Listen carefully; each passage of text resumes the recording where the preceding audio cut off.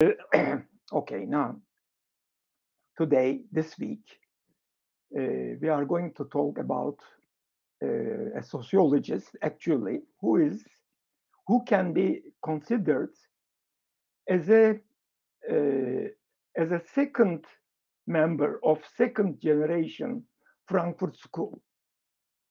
If you remember, when we were discussing Habermas together with Frankfurt School, Frankfurt School in Germany, Adorno, Horkheimer, Marcuse, Benjamin, first generation, and Habermas as second generation. Now, Bauman is not in Germany. He's Polish. He's born in Poland in 1925. But he shares something with them, something common, as except Habermas, the first generation Frankfurt School are Jewish. They are Jews. Bauman is also a Jew, a Polish Jew. They were German Jews. Bauman is a Polish Jew. So that's a common element, but more than that, as when I go into his approach in sociology, his books, some of his books, he has many books actually. I think that he is like Habermas. He can be considered as the second generation.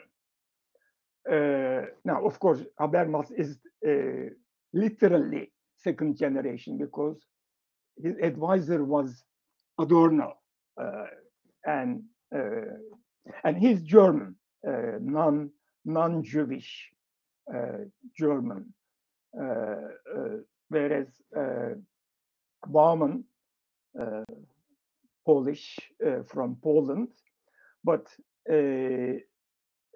he consciously elaborates and carries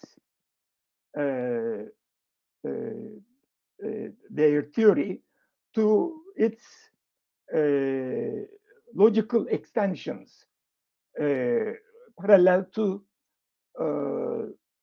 the changes in the social world, in the political world, in the economic world, globalization. Of course, he experienced a rapid globalization after 19th, whereas same as Habermas. So both are the formation of both. I will consider as we have discussed Frankfurt School synthesis. Now, what was the Frankfurt School synthesis? It was Marx, Weber, Freud, going back Hegel and coming back. Now, Habermas included to these, as we discussed in the previous week, the new developments, like developments in linguistics, pragmatics, structural linguistics, and he included symbolic interactionist sociological developments, and also phenomenological sociological developments in America and in England and Europe and mainland Europe. Similarly, Bauman too started with the original Marx, Weber, Freud, Hegel, and then he included, similarly, parallel to Habermas, other new developments in sociology, in social sciences, in epistemology. Now, actually, if you look at the books, his books, as I said, so many books, it is usually divided into two periods. The Warsaw, being in Poland and in a university in Poland, and then being discriminated in Poland and hence fired from university because of his Jewishness and his migration to England and Leeds period. Now let me just share with you, and concretely, you have to see perhaps this division, how gradually his focus changes and Bauman's theory emerges as the time goes by, and of course parallel to political, social, economic globalization changes that are taking place from modernity to postmodernity. Okay, now, first, as I said, let me share this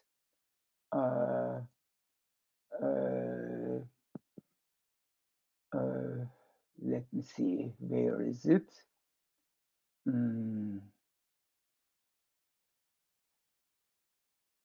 Here, this Wikipedia. Here, you see this Wikipedia here. Let me see whether, yes, you do see it. Okay, now here, bibliography, when we come here, as you can see, there is a Warsaw period, Warsaw in Poland, and then there is Leeds period, Leeds.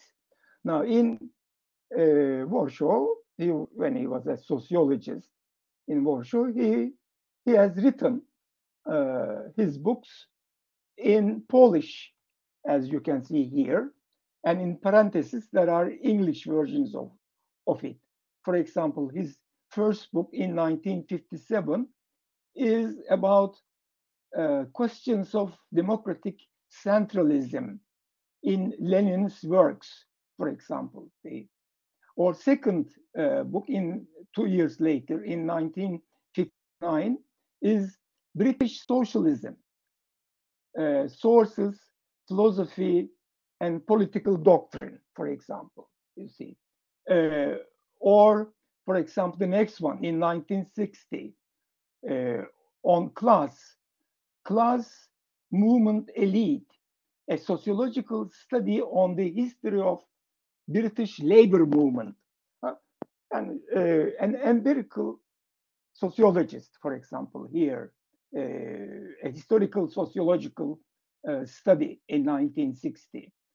Or, for example, in 1961, again, a book in Polish, but the English translation, Questions of Modern American Sociology. There is a book on modern American sociology. And then, for example, in 1962, again in Polish, but the English translation, Outline of Sociology, Questions and Concepts. You see? Or, for example, in 64, there is an outline of the Marxist theory of society. And these are from the Poland period, or from Warsaw period. But when he became a member of University of Leeds, by the way, as we will see in coming weeks, Giddens was also a member of the same university. They were teaching in the same department. Department of Sociology was developing and flourishing actually in the University of Leeds, and Bauman benefited from that. And in many of his books, he thanks Giddens, Giddens as a younger colleague, reads the book and gives his comments. Okay, now in the Leeds period, similar, actually, the book that he has written in Polish, he now updated here the same subject, the class and elite. Now, in 1972, between class and elite, the evolution of British labor movement, a sociological study. Again, a historical, sociological book published in English now this time, or in 1976, Towards a Critical Sociology, an essay on common sense and emancipation. And the next one, for example, in 82, 78, Hermeneutics and Social Science. And then next one, Memories of Class. You see. Now, in 1987, he publishes this book, Legislators and Interpreters, on modernity and postmodernity. Now, I think, and he himself says this, now with this book, I think a Bauman's approach to sociology takes shape. His original contribution, his understanding of modernity and postmodernity, or as we will see later in his book published in 2000, Individualized Society, is actually solid modernity and fluid modernity. But these two concepts are not there yet. Now, in 1987, but there is a beginning, Legislators and Interpreters. Now, I will come back to this, actually. And then in 1989, there is Modernity and the Holocaust. Modernity and Holocaust. It is the German, the Second World War, or before Second World War, coming to power of fascism in Germany, and then Hitler starting the war and invading Poland. And Bauman, actually, we are talking about 1938, escaping to Soviet Union and fighting against fascism, etc. And then in 1989, writing about that phenomena, the Holocaust, extermination of Jews in the concentration camps. Now, he relates Holocaust to modernity and Holocaust. Now, I think this is one of, again, his formulation of his own theory about modernity and postmodernity, or solid modernity and fluid modernity. Second important book. And third one, in 1991, it's published in 1991, is Modernity and Ambivalence. Ambivalence. Now, Ambivalence here is müpemlik, belirsizlik. How modernity and ambivalence are related. Now, this book, these three books, Legislators and Interpreters, Modernity and Holocaust, and Modernity and Ambivalence, he himself says this trio are main books where he established his sociological approach, how to understand and interpret the history of modernity and postmodernity of the present world, of globalization, of the world that he was living through, we are living through. Now, other books that continue here, you will see mortality, immortality, other life strategies, postmodern ethics, life in fragments, postmodernity, and it's this contents in 1997, for example. And all others are exposition of development of this approach. And then I think the book in 2000, Liquid Modernity, is his theory lucidly explained, liquid modernity.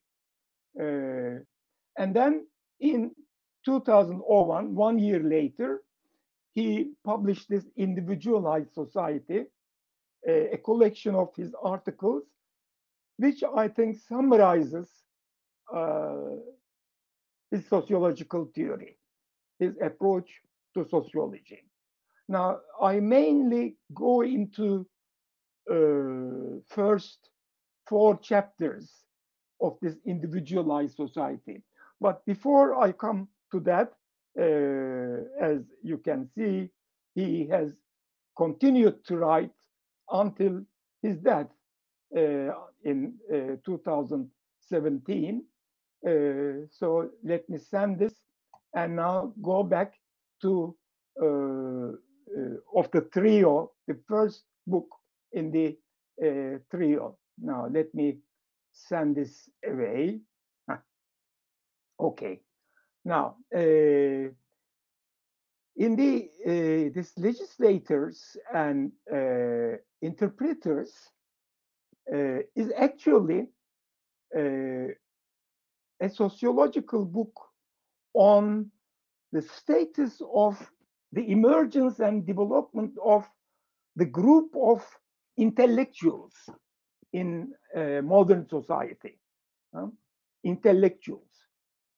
Now, actually, Habermas also worked on this topic in his, if you remember, the structural transformation of public sphere.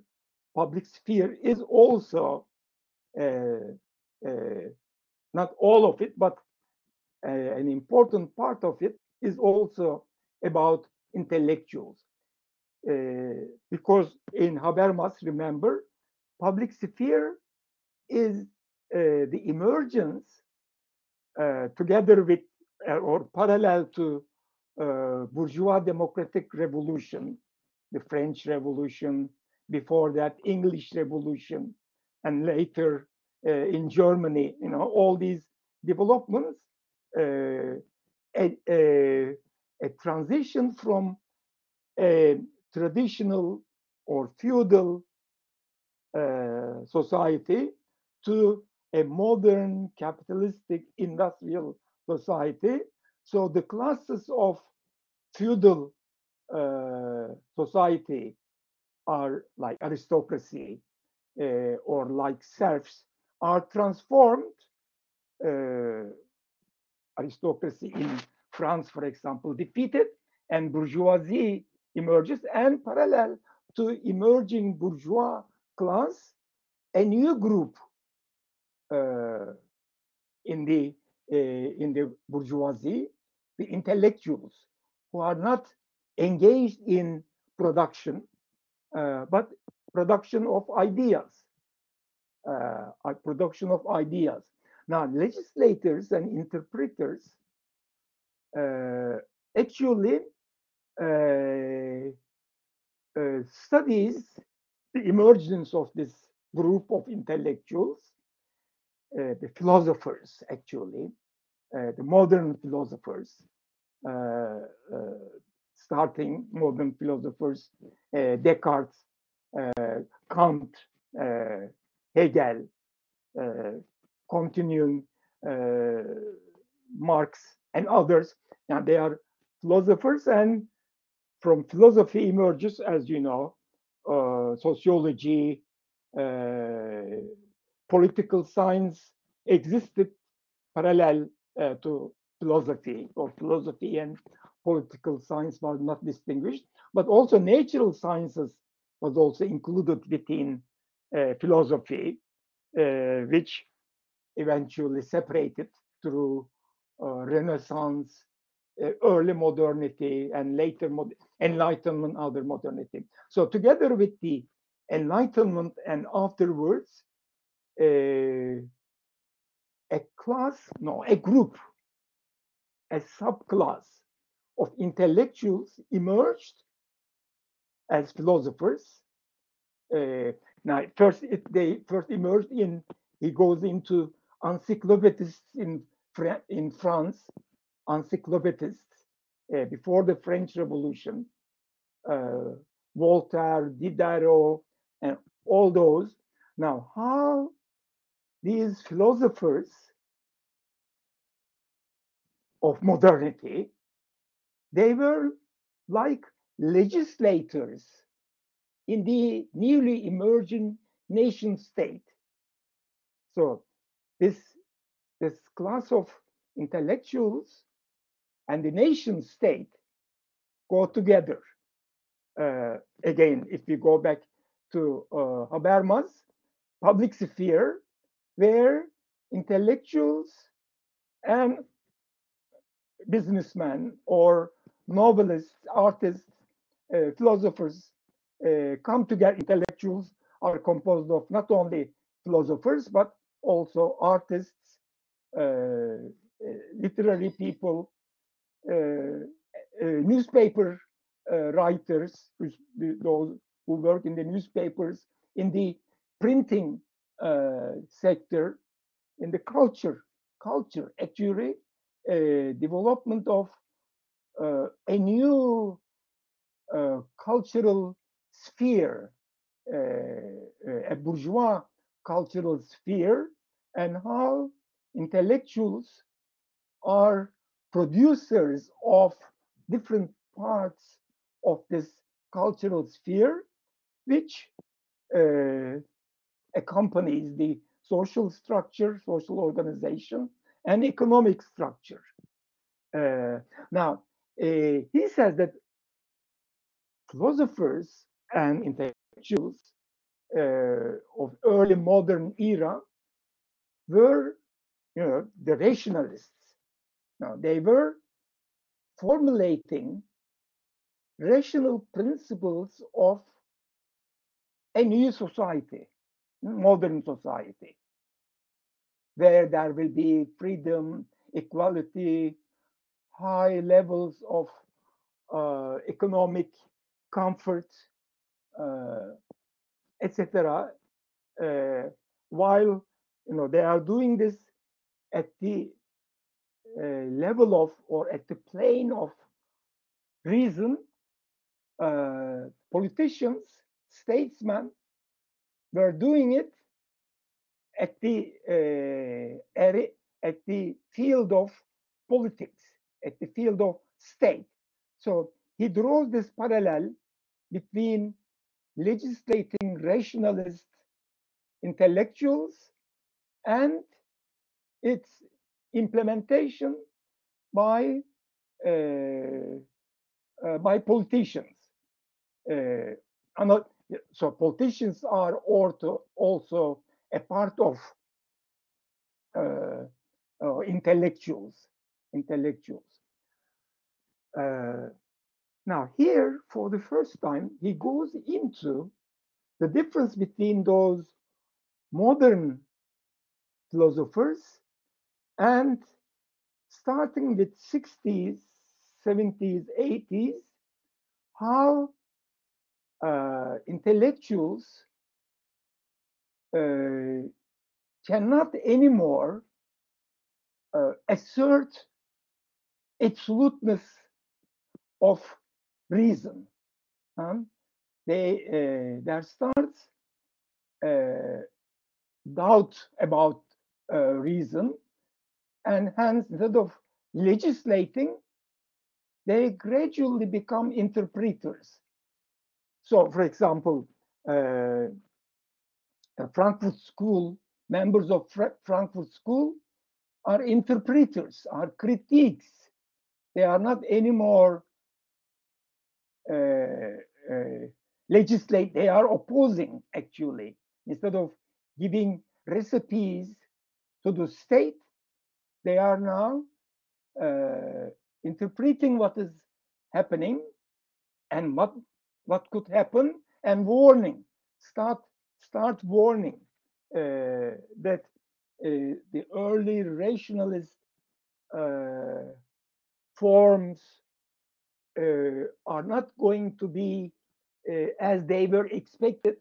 So the Second World War demonstrates their doubts. So they become more critical together with Second World War, as we discussed the previous week when we were discussing Habermas and Frankfurt School.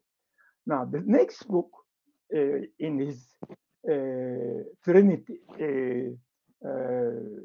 3 books, is The Modernity and Holocaust. Here in Modernity and Holocaust, especially the first chapter, it's a critique of sociology, how sociology sidesteps historical sociological analysis of Holocaust. What is Holocaust? Holocaust is during the Second World War, especially after 41, 42,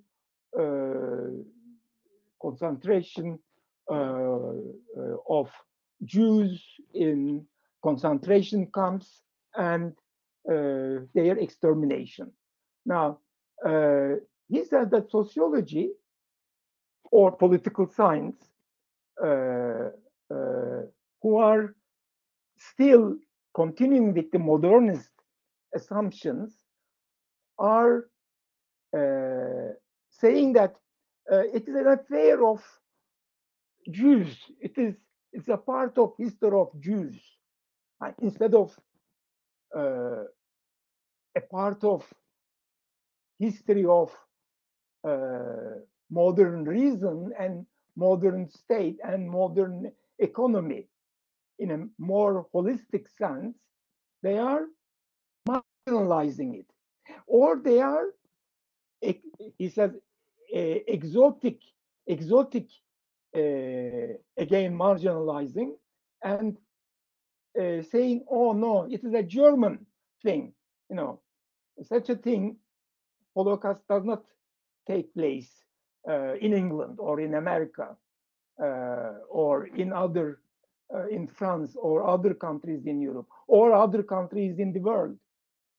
Now, Bauman is saying that no, it is a part of Holocaust, is a consequence of modernity.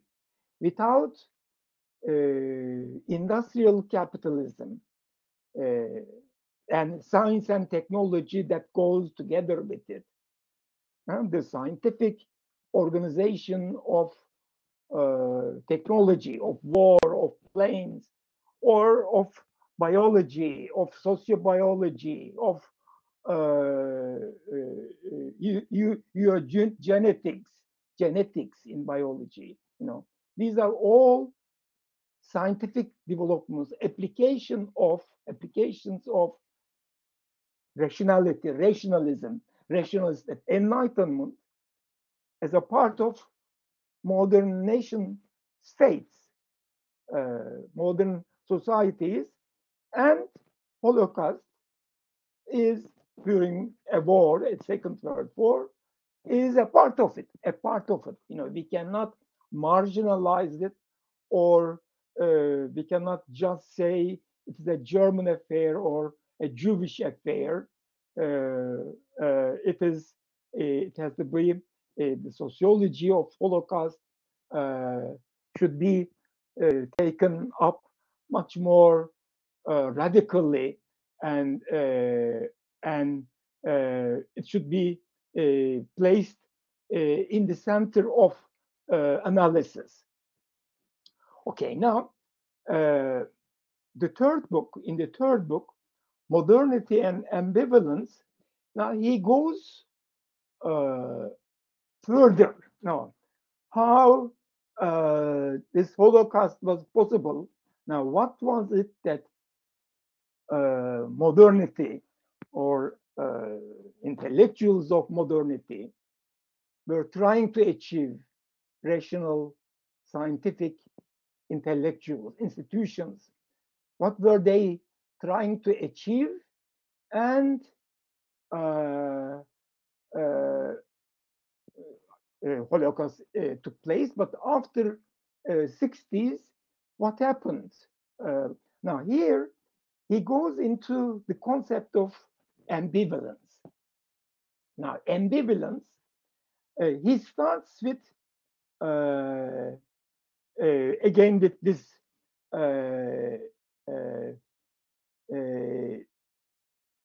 this analogy actually. Now he says, he conceptualizes modern state and modern rationalist philosophy actually, or rationalist philosophy's conception of the new society as legislators legislating or designing a garden, using scientific principles of agriculture.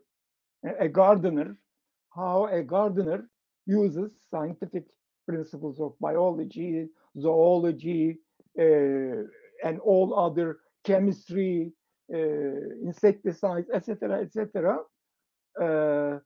Now, by analogy, they are applying this gardening analogy to state and society. So the state bureaucrats are like gardeners, or politicians and the intellectuals advising them are like gardeners who are designing a society where, like in the garden, what you do, you have some plants that your purpose is a purposeful activity of growing cotton, or growing eggplants, or growing potatoes. But there is also weeds, wild vegetation, wilderness. So a good gardener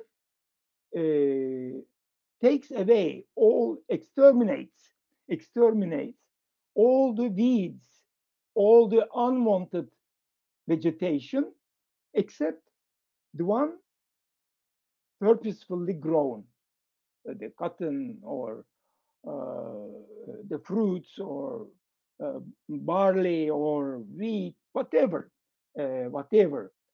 Now, similarly, from here,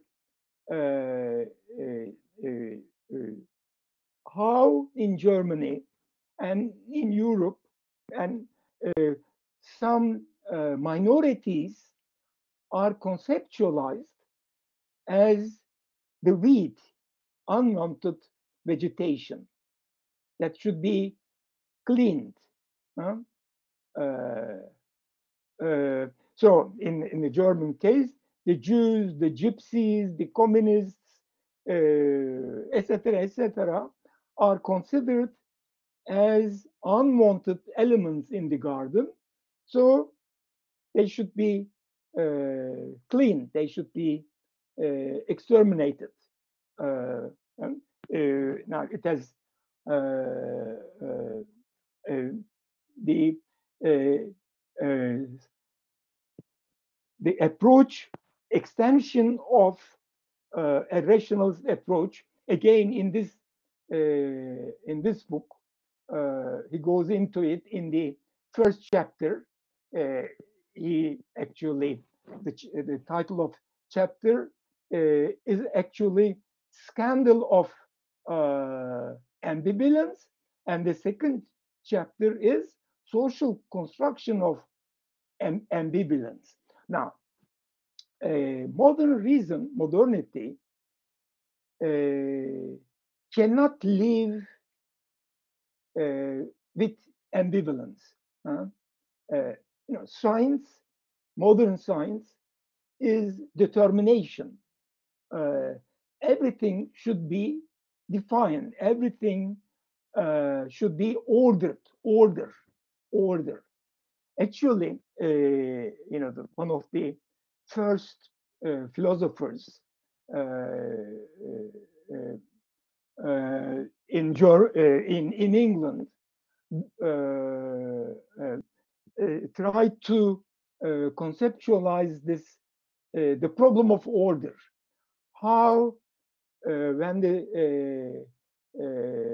the traditional society is disintegrating and there is a transition taking place to capitalism, there was a period of uh, chaos, orderlessness, and how an order can be established. Now, political philosophers try to establish this order through a new conceptualization of state, whereas economists like Adam Smith try to discover an order, the order of the market, the hidden hand in the economic sphere. And later, sociologists tried to discover Saint-Simon, Comte, order in society, trying, discovering order or implementing order in these three spheres, actually. How, although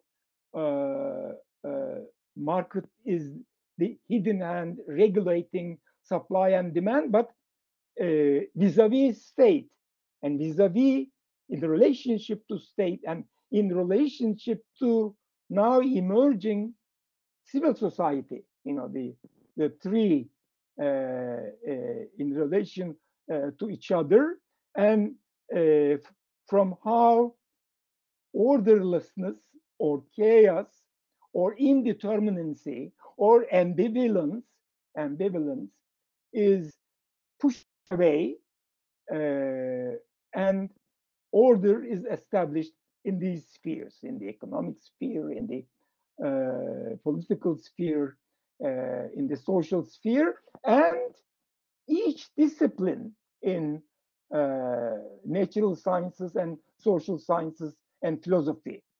Try establishing in philosophy, establishing systems, Hegelian system or Kantian system or Hume, David Hume, philosophers establishing systems and scientists establishing disciplines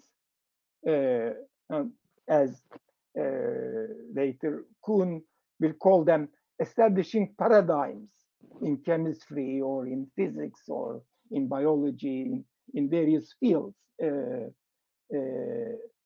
But Bauman says they continually face chaos, indetermination, ambivalence. Now, ambivalence is created because you can never exterminate the weeds or exterminate the the other non-homogeneous element. Now, here he starts with the friend and enemy, how association is created this friend and enemy dichotomy. Now, how orderlessness is gotten rid of with this association of friend and enemy dichotomy. Now, friends come together and against an enemy. Now, in traditional societies, enemy, of course, those states and societies which are in the other religion, the wars, religious wars, wars of conquest, etc., etc. But the community, within the community, there are few differences. You know, it is mostly everybody is included within the tradition. There are maybe very few who disobey these rules, and then they are exorcised. They are excluded. They are excluded. But together with modernity and industrialization, migration within from villages to the city, etc., etc. Now this friend-enemy relationship and those who cannot be classified as either friend or enemy increases, whereas in traditional society they are absent or very few. But in modern society, this neither friend nor enemy category emerges and becomes larger and larger. Now, Bauman conceptualizes, theorizes this this creator of ambivalence as stranger. Stranger. Now, stranger actually is one of the concepts that one of the founders of sociology outside of academia, Zimmel, you know, it's a Zimmel and Weber, you know, two sociologists, Weber, German, Zimmel in Germany, but Jewish. Because of Jewishness, he's not included into academia. But the two together establishes modern sociology in Germany, and contributes to the development of sociology in France or in Poland or England or in America. But this concept of stranger that comes to the village or to the town is neither friend nor enemy. Whereas in pre-modern societies, they are quickly assimilated into the friend.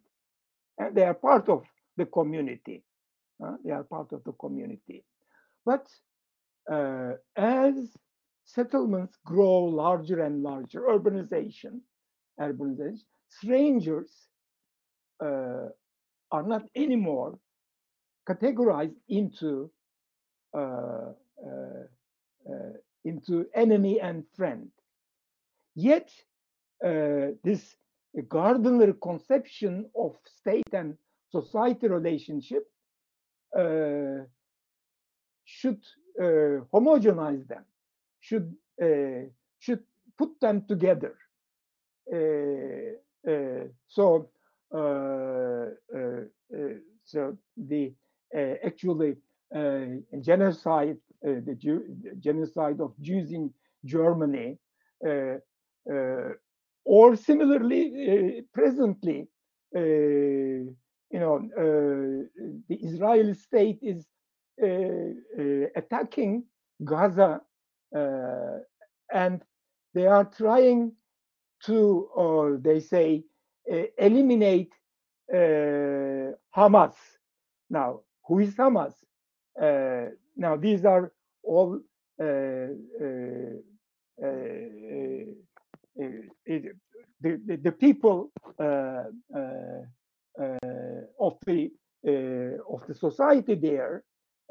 Now, how can you separate Hamas and non-Hamas? Uh,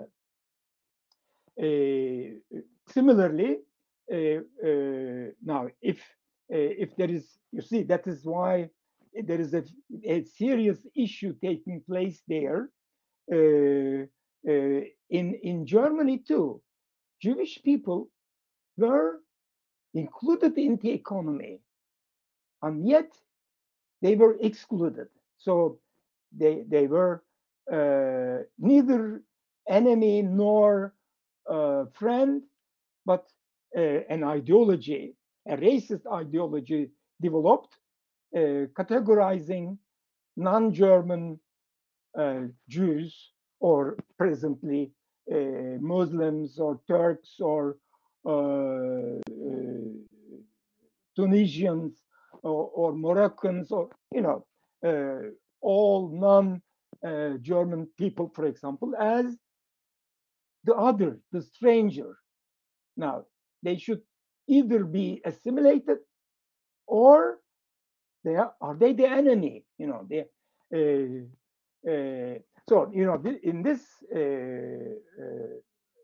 book, Modernity and Ambivalence, he really goes into the theory of this stranger being ambivalent, and how classical rationalist approach cannot anymore stand deterministic approach, deterministic conceptualization, and hence contingency, or a kind of probabilistic existence of different parts, that how everything cannot be assimilated and homogenized. Now, this becomes more and more open. And so from legislator intellectuals to interpreters. Uh, so Bauman conceptualizes intellectuals that emerge like in France or in England or in America, that starts criticizing deterministic, positivistic approaches,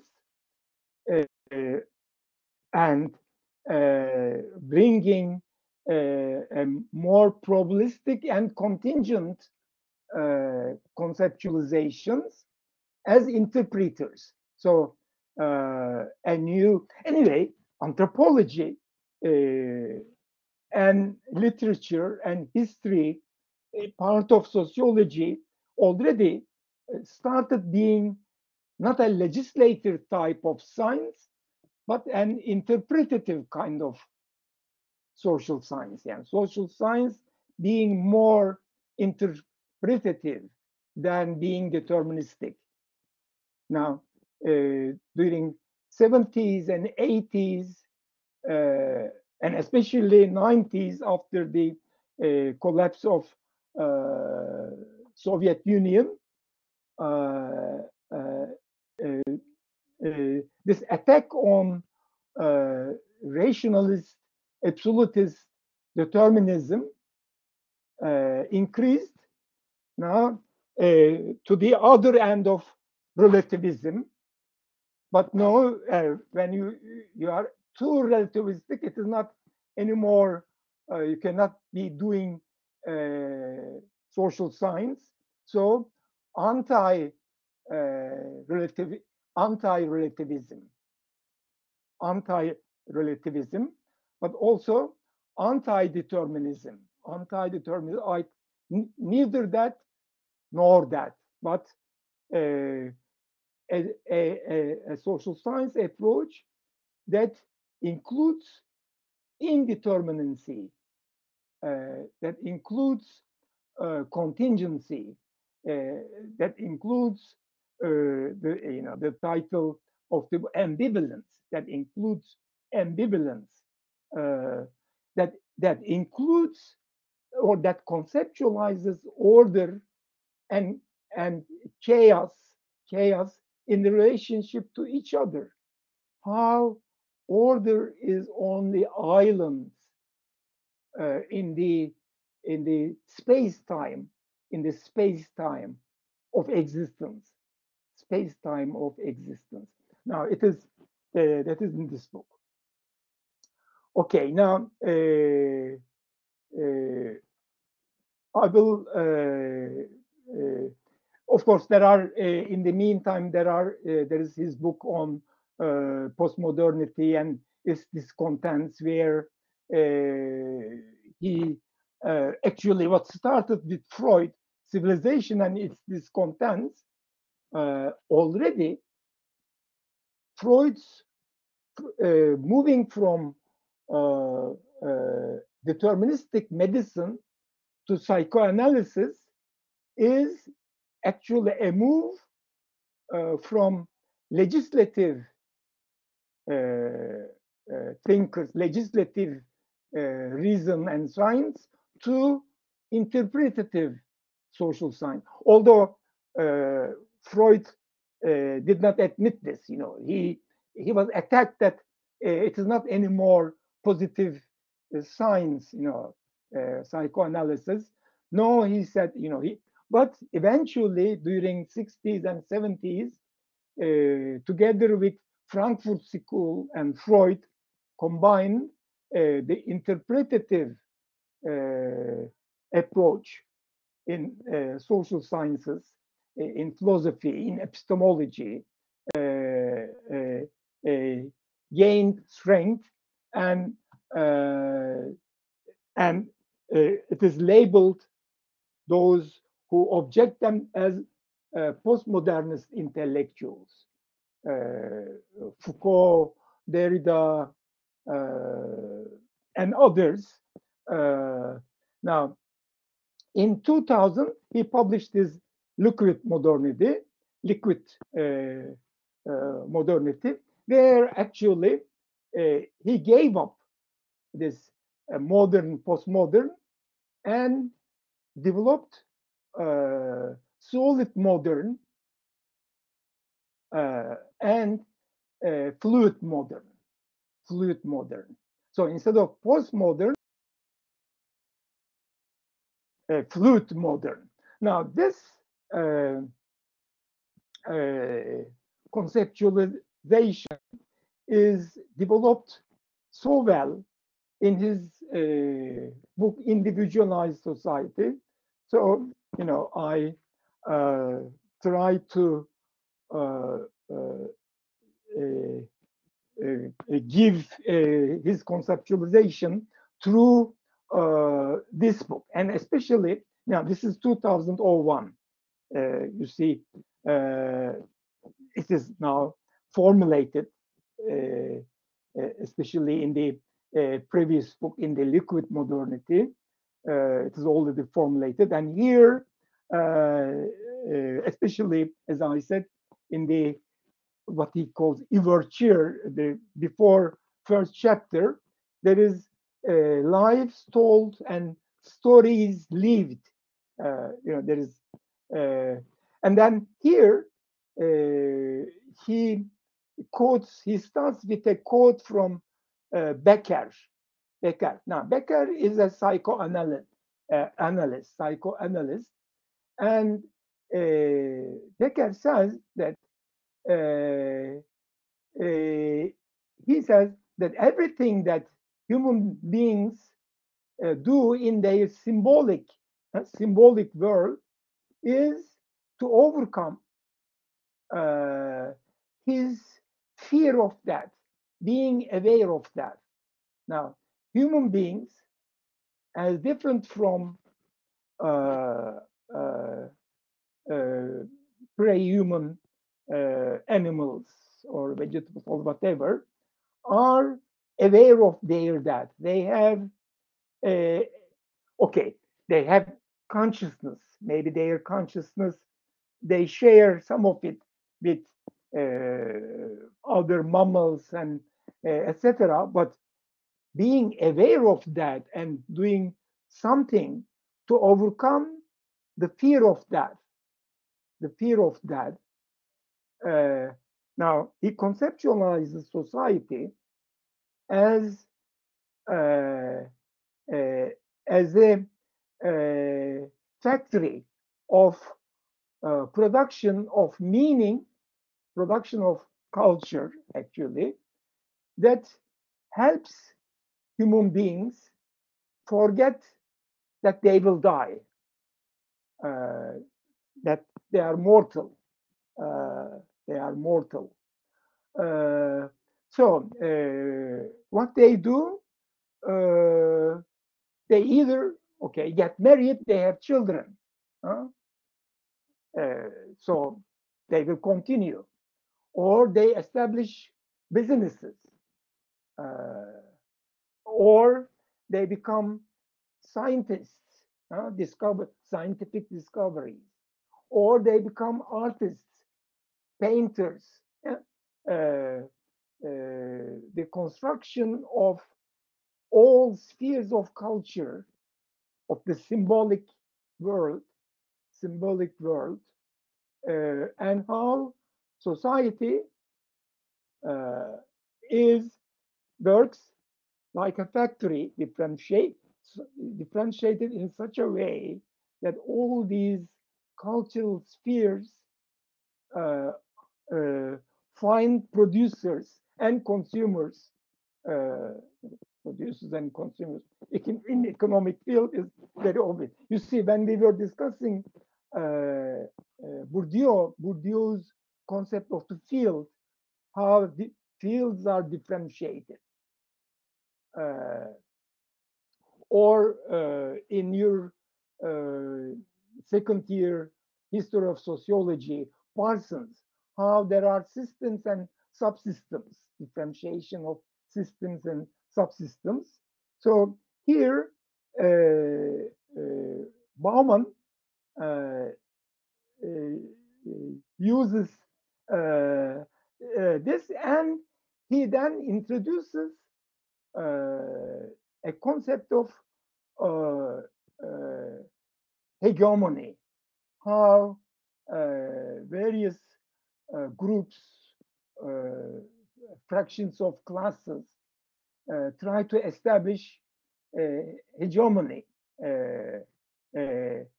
because all these differentiated productions of meaning, pluralism, it's like pluralism. So this pluralism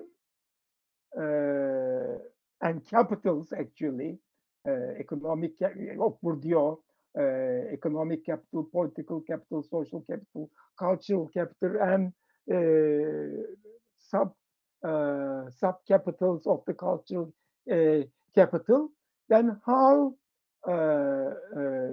Bourdieu's conceptualization and Foucault's conceptualization of panopticon and Bourdieu's conceptualization of precarity, uh, precar precarity, indeterminacy. People's jobs are not certain anymore. Like in the solid modernity, there was working class proletarians. Now in fluid modernity, there are precarians. Precarians. That category of people who are employed and unemployed. You see, neither that nor, they are sometimes employed, and then if there is a crisis, then they are unemployed. Whereas now in the next chapter, he goes into this how this solid modernity and employment, labor in solid modernity, and how together with fluid modernity, this labor is being transformed. Because this chapter goes into details of this. Now, he gives actually this is a summary of previous book in 2000, Fluid Modernity. Now, he takes for solid modernity for this approach to industrial production.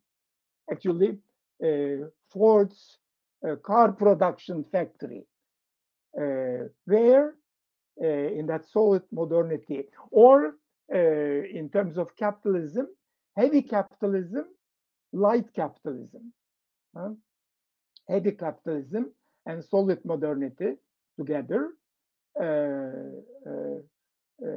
light capitalism, a new type of technology, information technology type of capitalism, and fluid modernity, how the couples from one couple to another couple. But first, as I said, he goes into how solid modernity develops, say, from second half of 19th century to 20th century. Now, second half of 19th century is 1850s. Actually, maybe second half of the beginning of 19th century, 1800s. So Marx, for example, writing in 1840s, 1850s, his first volume of Das Kapital, where he's saying that capitalist accumulation, this is heavy capitalism or solid modernity, is capitalist accumulation and the laws of this capital accumulation, the market forces, in the whole volume, he describes that, and Bauman quotes this sentence from Marx: "Capital is making everything solid. Capital is making everything solid to melt into air, and everything sacred, profane. Capital accumulation is destroying pre-capitalist feudal traditional structures and shaping new type of institutions in the economic sphere, in the political sphere, in the social structural sphere. Now, this solid modernity is the whole 19th century, the first half of 20th century, maybe up to even 2/3 of 20th century. Now, starting 1970s, maybe 1980s, but definitely in 1989, 1990, disintegration of Soviet Union, a new and the emergence of a new type of technology, information communication technology. This is the early 70s. When we come to Giddens, we will go the role of invention of satellite, in this new technology for the transformation of solid modernity to fluid modernity, or heavy capitalism to light capitalism. Now, after that 150 years, maybe or more, 200 years of solid modernity, heavy capitalism, now starting 1970s to the present, last 50 years actually, but more so last 30 years, is fluid modernity or light capitalism. Now, what are the difference between the two? In these chapters, actually, he tries to contrast these two types of modernity. Now, in the solid modernity, labor, the rise of labor, rise and decline, rise and fall of labor, it is how starting, say, 18th century, and then 1800s, 1820s, with how feudal manors are enclosure movement, and how serfs, feudal in the feudal manors, serfs are thrown out of the fields to the cities, on the reserve of labor, and how gradually these laborers come together, form unions, the rise of labor, unionization of labor, and then parties that declare rights, the leftist parties, socialist parties, etc., which eventually lead to welfare state. After especially the big economic crisis of capitalism in 1920s, 1929, and afterwards going into the Second World War. And so emergence out of this crisis and of the Second World War is welfare state in the West, and the state socialism in the Soviet Union, and the third world. Three worlds.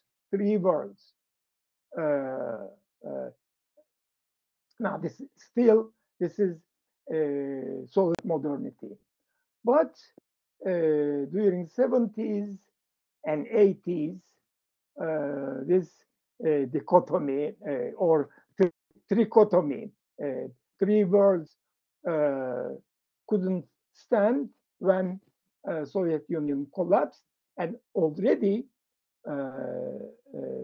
in the first world, there was this development from a move from a heavy industry to light industry, and sending heavy industry to the third world. Already in the socialist world, there was heavy industry. Now, in the third world, in India, in Turkey, in Indonesia, in Latin American countries, heavy industry migrated there. Now, informational, communicational, light capitalism or fluid modernity started dominating first America and Europe, and the rest, especially after 2000, the new 21st century. Now, what happened during those 80s and 90s? Deregulation. Uh, there was already a welfare state protecting the laborers, and they were secure in the factories. Bauman describes that security marriage of labor and capital in Ford's automobile production factory. Marriage, living together in the factory in the days of sickness and in the days of healthy days as well, until the laborer retires from there. And the unions helped to regulate laborers, and there were employers unions. So welfare state is putting them together and bargaining with each other. But that enters into a crisis in the second half of 70s and especially 80s. Thatcherism, where Thatcher comes to power in England, and for 3 terms she's elected, the Iron Lady, and she said, there is no society. There is no society. Now there are individuals on their own, and state will be less and less welfare state. Reagan in United States, and in Turkey, perhaps Evren Özal, 1980 coup d'etat, and afterwards how the state crushed unions, etc. So deregulation and flexibility, and hence uncertainty and indeterminacy coming back. And the burden of indeterminacy is now taken from the state, society, to the individual. And society became individualized. Individualized society. That's why Bauman titled his book Individualized. So there is so the employment became not secure employment anymore, but unsecure, unemployment, employment precarity.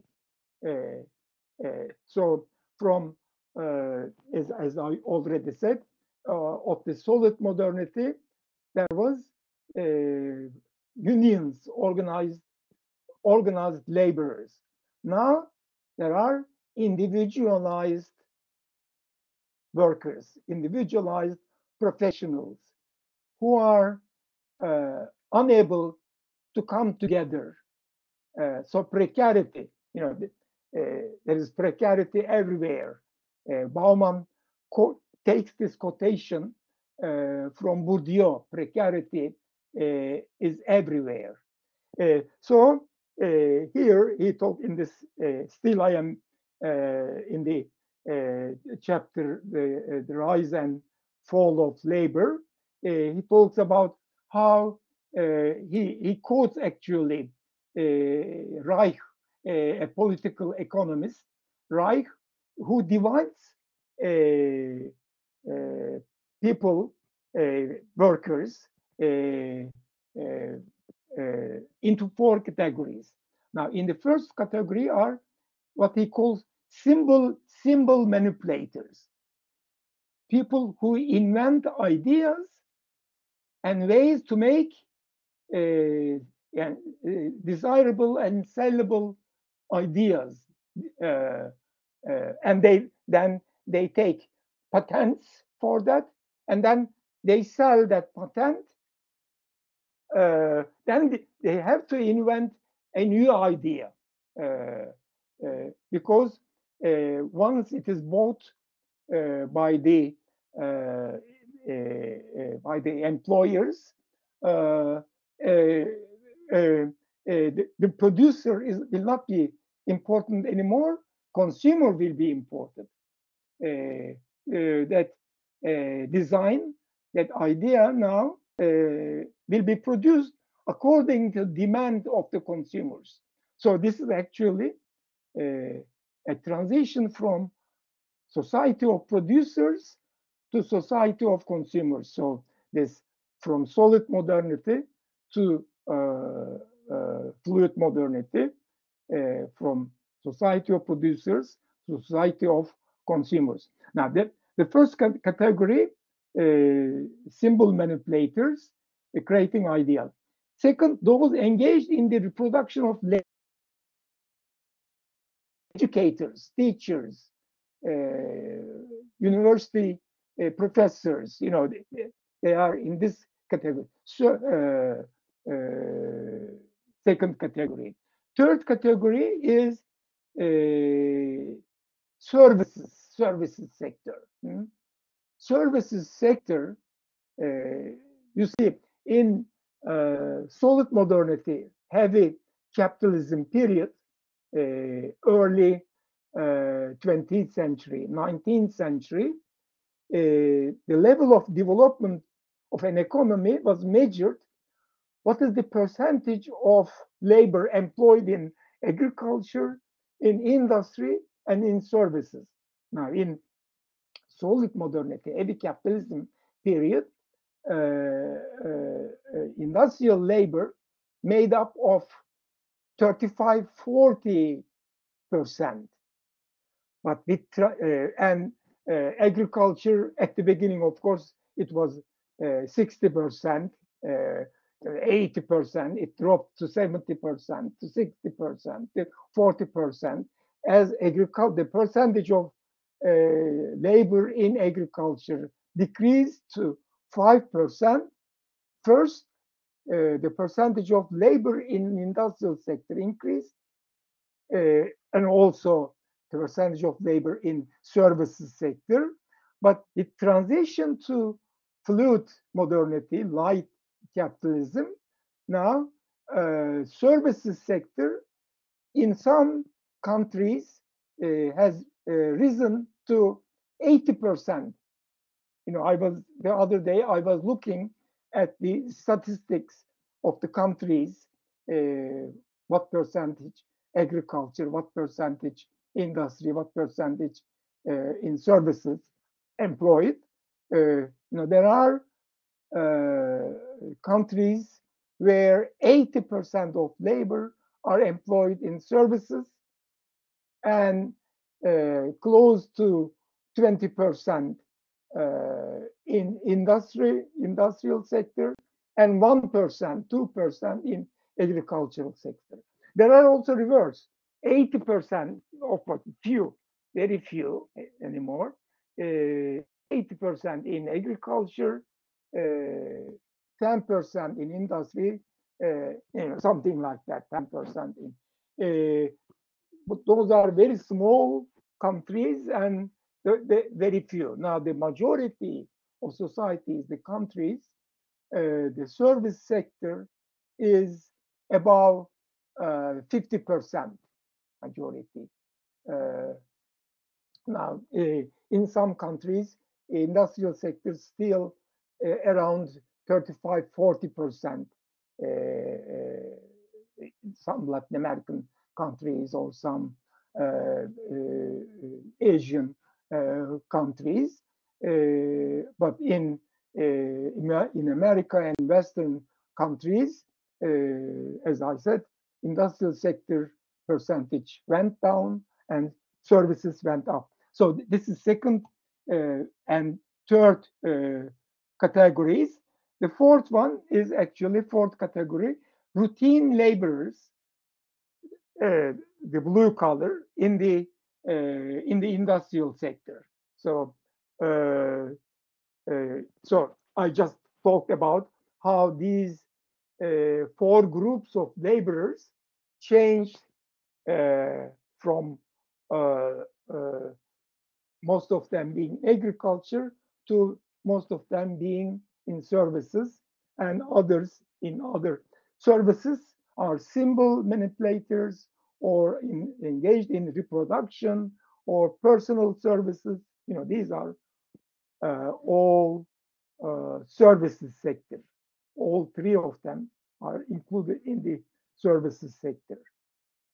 So another next chapter is local orders and global chaos.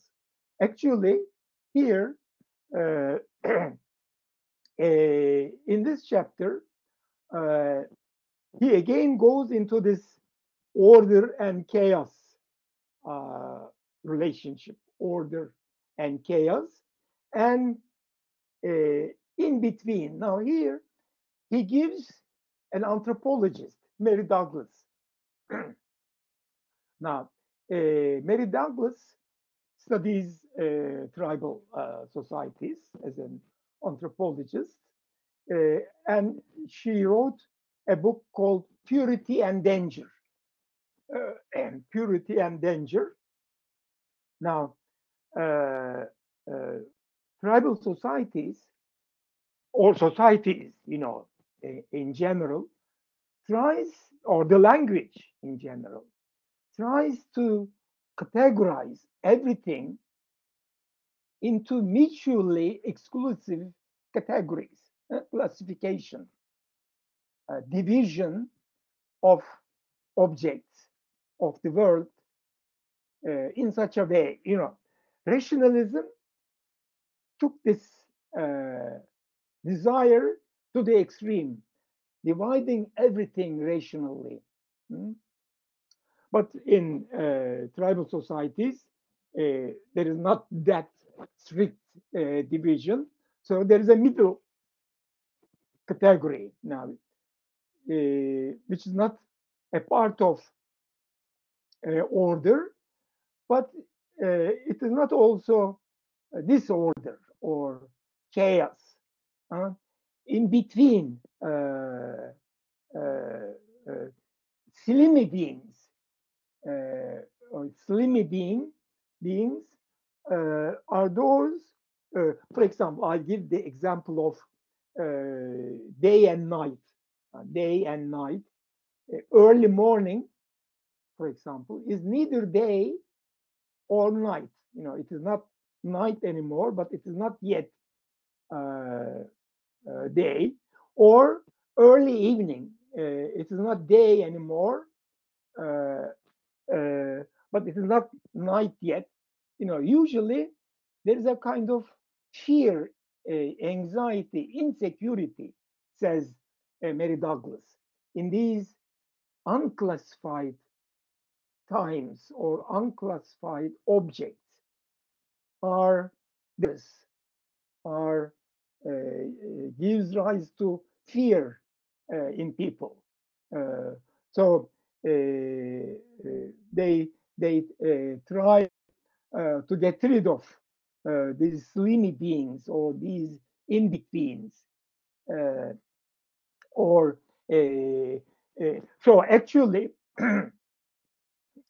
modern societies, the solid modernity, try to eliminate disorder through bureaucracy. The Weberian now bureaucratic organization is the legislative intellectuals and legislative politicians and bureaucracy. Now, bureaucracy is a hierarchical structure. Remember from your Weber thesis, or you have a course on formal organizations, where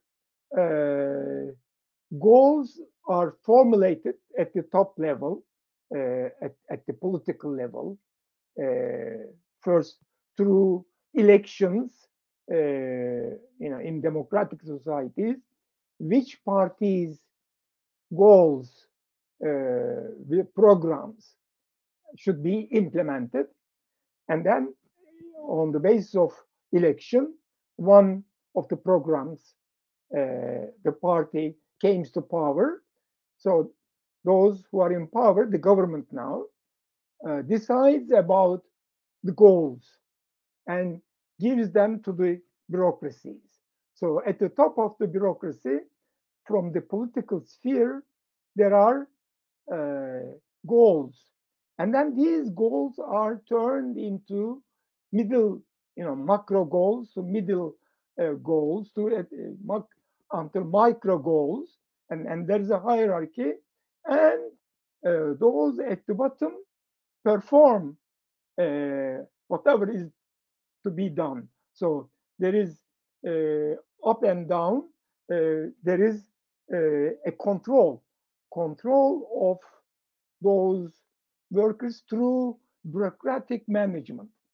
So here in this chapter, Local Orders and Global Chaos, Bauman goes into Michel Crozier. He has a book, Bureaucratic Phenomenon. In this book, the how the power struggle between different classes are controlled. Actually, a panoptical model, if we borrow from Foucault. Okay, when we come to Foucault, you will know more about this panoptical models of organization of like schools, prisons, hospitals, etc., etc. So there are rules and goals and rules decided, and they are applied, and normative regulation. Solid modernity is normative regulation from top to bottom. But with fluid modernity, this regulation, this domination through order is now gradually turned into flexible kind of management. So instead of bureaucracy and ordering, less bureaucracy, deregulation, and orderlessness became a strategy of control. So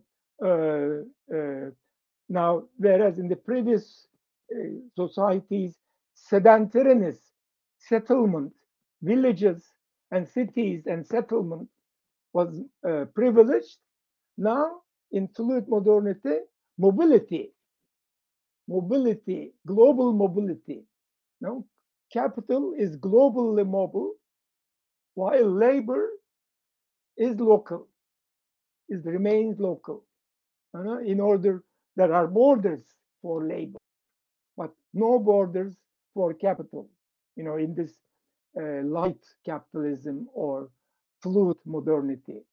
In bureaucratic solid modernity time, there are routines, routinization, a Weberian terminology, how normal world in modern societies are routinized world. They are routinized so that indeterminacy, ambivalence is gotten rid of. Routinization is controlling orderlessness or ambivalence or chaos, routines. But in light capitalism, in fluid modernity, contingency becomes dominant. Against routine, contingency. Now, in solid modernity, density, now it is rarity, more diffused web-like web like organizations instead of hierarchical bureaucratic organizations, webs of horizontal organization. So from panopticon type of organization to more fluid kind. So in the solid modernity, production is dominant, as I already said, whereas in fluid it is consumption. Now, in those societies, solid modernity, production dominant societies,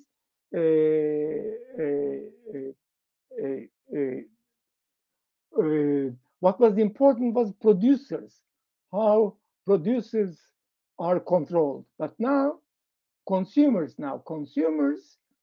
are not anymore controlled hierarchically, but through seduction, advertisement. How those who has money to buy something, how they can be motivated by, how they can be seduced to consumption. And together with it, in this chapter, he goes into corrosion of character of Senate and how in this type of fluid modernity, how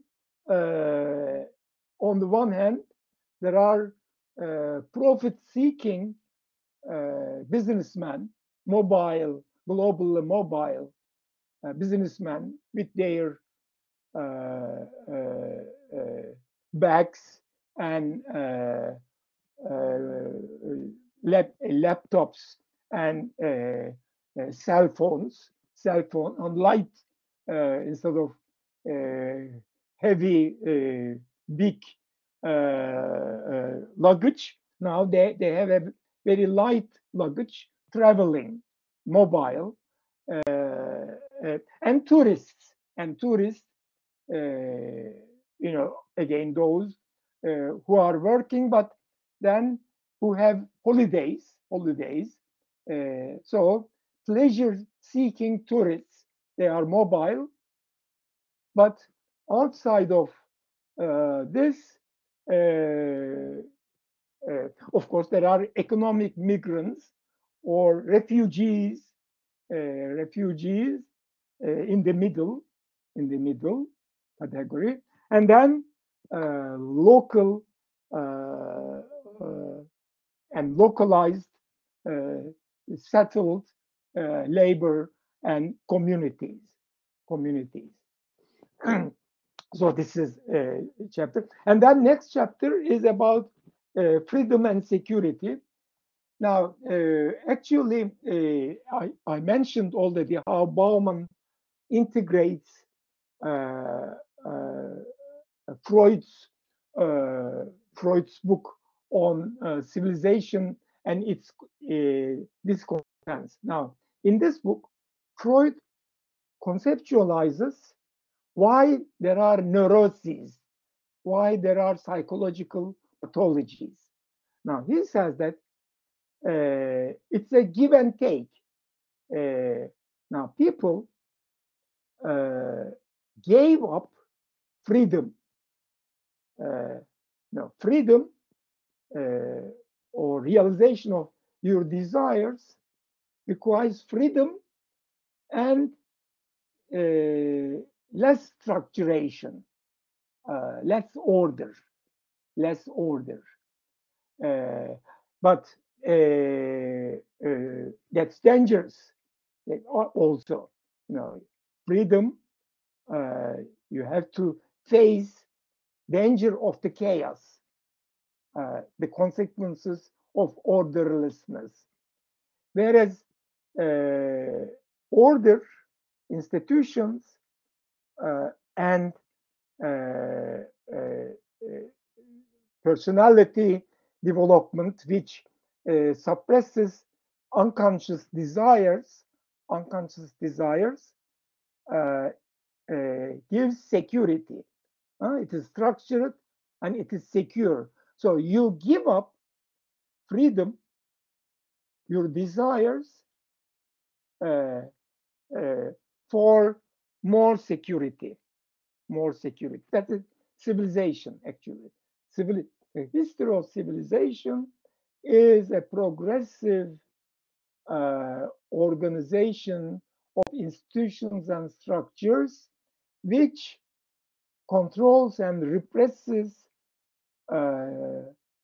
it uh, uh, with superego from institutions, from the family, and between, as it is controlled, ego in between. You know the Freudian theory of it, ego, and superego.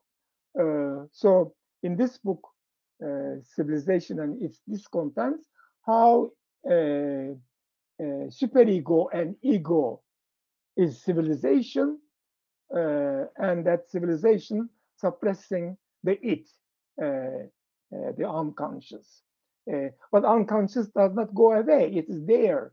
So that is one of the discoveries of, the contribution of Freudian psychology, how consciousness is like an iceberg in a sea, and maybe 2/3 is in the sea, unconscious, like, this is an analogy, of course, and 1/3 is consciousness. So still, in spite of all civilization. Now,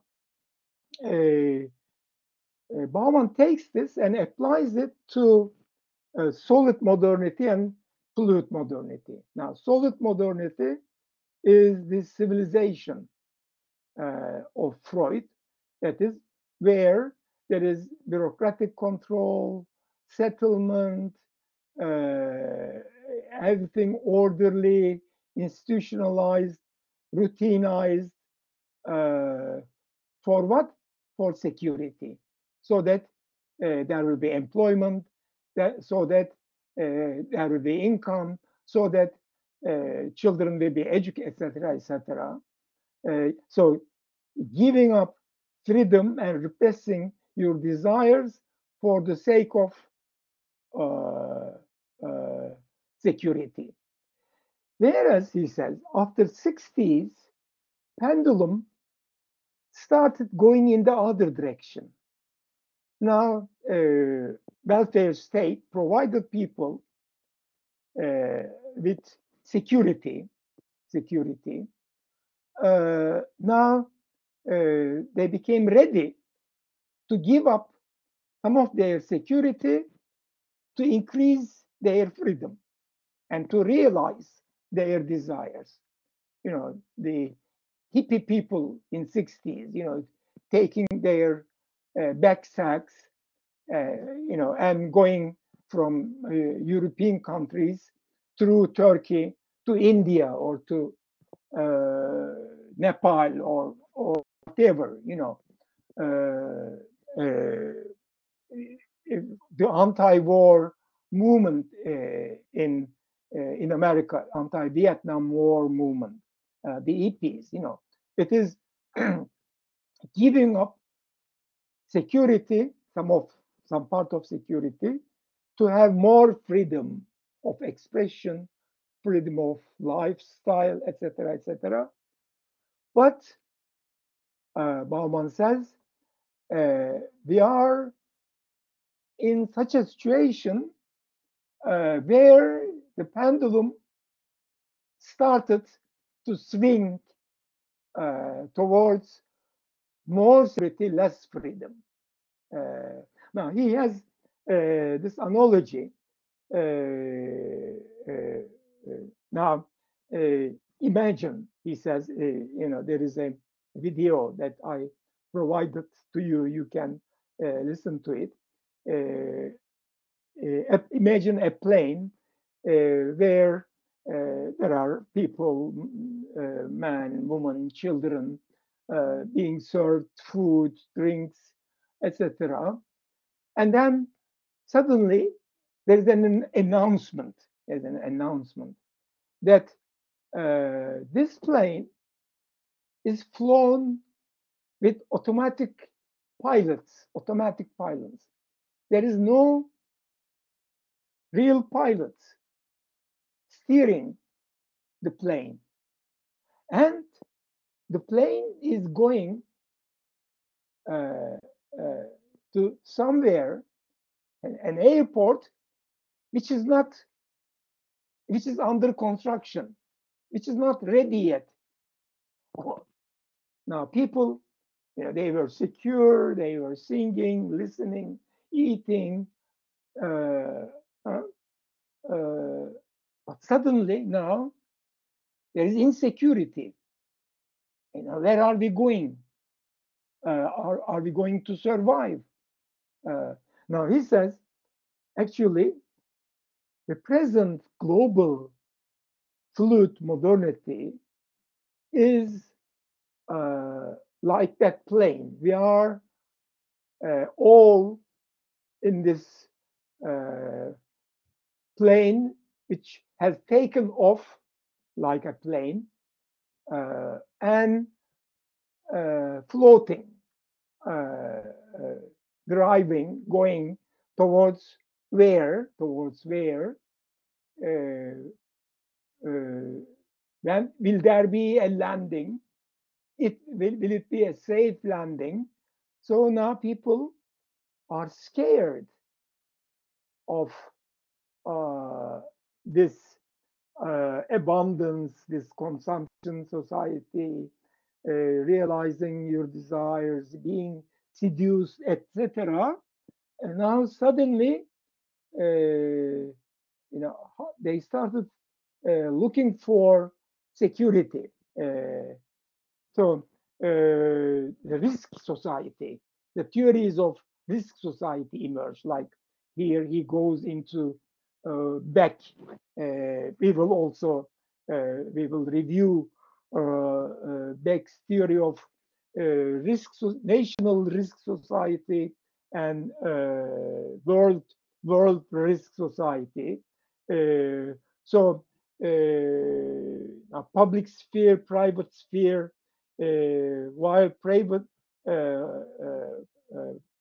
sphere was colonized by systems in solid modernity, but now in fluid modernity, private sphere is colonizing public sphere, the reverse. But if there is no public sphere where all these issues are not being discussed by the intellectuals, and new ways of formulating social life are being developed. Okay, now sociology uh, uh, is, so there is, according to Bauman, much work for sociology, sociological thinking. But one of his books, actually, most of these books are translated in Turkish, is Thinking Sociologically. Now, thinking sociologically is uh, uh, viewing the global, having a global perspective of uh, uh, where the societies, the countries in the world are going, what are the horizons, and actual countries, how they are placed, what are their placements, and within each country, each society, groups, institutions, individuals, families, all, you know, uh, empirically through field research. It has to be, the knowledge of it should be produced, and sociologists are here to do that research and to interpret what's happening.